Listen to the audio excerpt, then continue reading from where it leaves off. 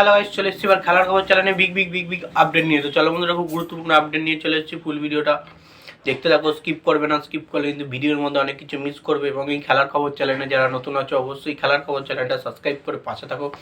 পাশে থাকা bell icon ঘন্টাকে ঢং করে বাজিয়ে দাও, বেশি বেশি লাইক এবং কমেন্ট করে দাও, যাতে মোটিভেট হয়ে তোমাদের এই খেলার খবর চ্যানেলে এই ফার্স্ট আপডেট দিতে পারি। তো চলো বন্ধুরা, ফার্স্ট যে আপডেটটা নিয়ে কথা হলো, খুব গুরুত্বপূর্ণ আপডেট তোমাদের শেয়ার করতে চলেছি ভিডিওর মধ্যে। তো ফার্স্ট আপডেটটাই হচ্ছে এমবিএসজি শিবিরের প্লেয়ার রবসান রবিনোকে নিয়ে। তো এমবিএসজি শিবিরের প্লেয়ার রবসান রবিনোকে নিয়ে যে আপডেটটা দেবো কিন্তু খুব খুব খুব গুরুত্বপূর্ণ একটা আপডেট, এবং এমবিএসজি শিবিরের খুশির খবর এলো বললেই চলে। তো বেসিক্যালি যেটা খবর পাওয়া যাচ্ছে যে রবসান রবিনোর চোটটা কিন্তু খুব গুরুতর নয়।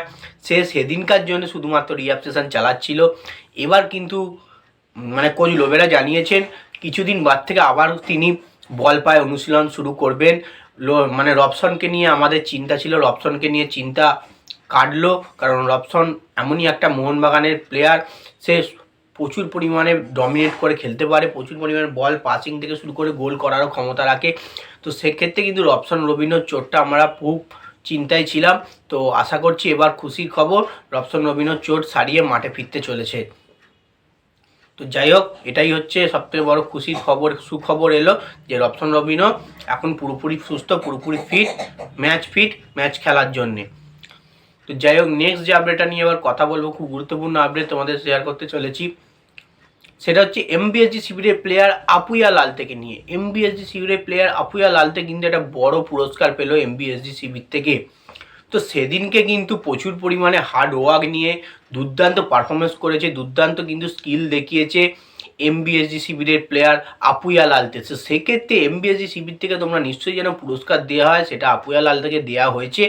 এবং তার সঙ্গে মেরিনাস এরিনার তরফ থেকে সবথেকে বড় পুরস্কার, ভোট গ্রহণের পুরস্কার আপুইয়া লালতেকে বেশি পেয়েছে, এবং আপুইয়া লালতে সেই পুরস্কারটাও জিতেছে। এবং আপুইয়া লালতে এখানে প্রায় 51% ভোট পেয়েছে, 100%-এর মধ্যে, একাই 51% ভোট পেয়েছে। এবং আপুইয়া লালতে একটা legend player, Indian legend player. তোমরা নিশ্চয়ই জানো যে মিডফিল্ডকে বিদেশির যে ক্ষমতা থাকে, মিডফিল্ডে সেই ক্ষমতা নিজে একা ধারণ করতে পারে। তো সেক্ষেত্রে আপুইয়া লালতেকে সব দিক থেকেই পুরস্কার কিন্তু দেওয়া হয়েছে। তো সেদিনকে আমরা দেখেছি আপুইয়া লালতে অসাধারণ পারফরমেন্স করেছে, গোল করার জন্য বল সাজিয়ে দিয়েছে, প্রচুর পরিমাণে ডিফেন্সও করেছে, মিডফিল্ডটাকে ডমিনেট করে রেখেছিল।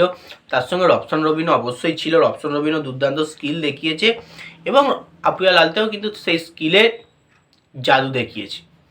তো যাই হোক, আপুইয়া লালতেকে নিয়ে এই আপডেট ছিল। তো নেক্সট যে আপডেটটা নিয়ে এবার কথা বলবো সেটা হচ্ছে ইস্টবেঙ্গল এফসি শিবিরের নিউ বিদেশি স্ট্রাইকিং লাইনের প্লেয়ার ইউসুফ অ্যাজাজির। তো ইউসুফ অ্যাজাজির এই প্লেয়ারটা কিন্তু কালকে দুর্দান্ত খেললো, একাই 100 বললে চলে।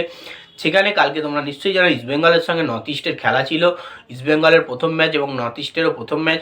প্রচুর পরিমাণে প্রথম ধাপটা ভালো খেলেছিল, তাও কিন্তু গোল তুলে নিতে পারেনি ইস্টবেঙ্গল। সেকেন্ড ধাপটা কিন্তু নর্থ ইস্ট কিছুটা ডমিনেট করছিল, প্রথম থেকে ভালো পারফরমেন্স করছিল।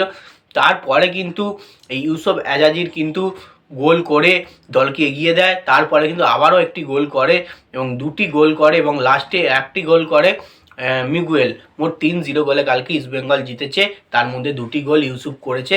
অসাধারণ এই প্লেয়ার ইউসুফ। ইস্টবেঙ্গল আশা করছি দুর্দান্ত একটা স্ট্রাইকিং লাইনের প্লেয়ার পেল বললেই চলে।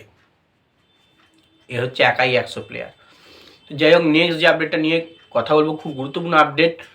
ইস্টবেঙ্গল এফসি শিবিরের নিউ স্ট্রাইকিং লাইনের প্লেয়ার আর একটা অ্যান্টন।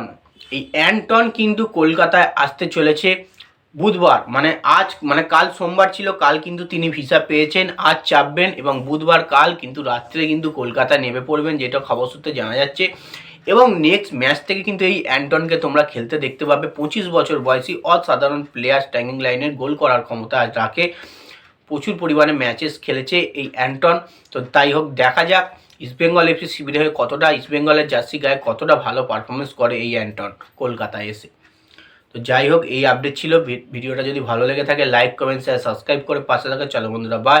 আমার নেক্সট ভিডিও দেখা হচ্ছে।